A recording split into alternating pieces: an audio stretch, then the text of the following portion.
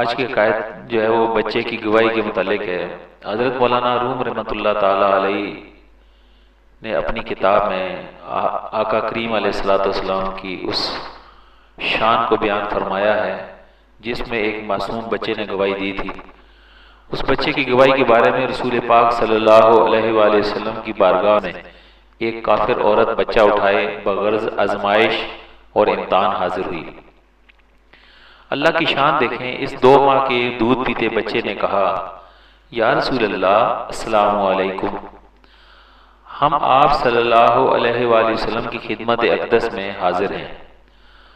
ماں کے چہرے کا رنگ زرد ہو گیا اور غصے سے کہنے لگی، خبردار، خاموش ہو جا، یہ گواہی تیرے کان میں کس نے سکھا دی؟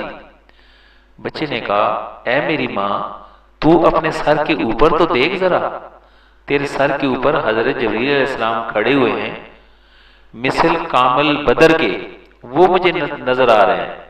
وہ فرشتہ مجھے وصف رسول اللہ صلی اللہ علیہ وآلہ وسلم سکھا رہا ہے اور کفر اور شرک کے ناپاک علوم سے خلاصی اور رہائی دلا رہا ہے، یعنی کہ وہ فرشتہ مجھے اللہ کے رسول صلی اللہ علیہ وآلہ وسلم کا ادب سکھا رہا ہے۔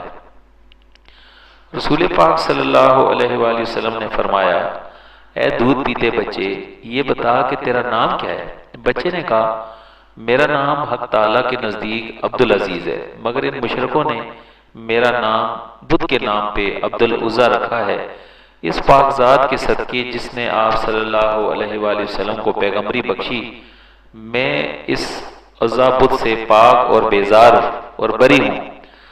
حضور نبی کریم صلی اللہ علیہ وآلہ وسلم کی نگاہ کے صدقے جنت سے اسی وقت ایسی خوشبو جس نے بچے اور اس کی ماں کے دماغ کو معطر کر دیا آئی۔ حضور نبی کریم صلی اللہ علیہ وآلہ وسلم کی گواہی دینے کے بعد جس شخص کا خدا خود نگہبان ہو اس کا تحفظ مرغماہی بھی کرتے ہیں۔ بچے کے ساتھ ماں بھی ایمان اور اسلام کی دولت سے مشرف ہو گئی۔ اس نے اسی وقت کلمہ شہادت پڑھا اور مسلمان ہو گئی۔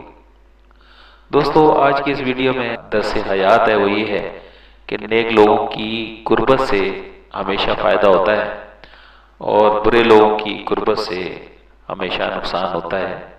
امید ہے کہ آپ کو یہ ویڈیو پسند آئی ہوگی۔ السلام علیکم ورحمۃ اللہ وبرکاتہ۔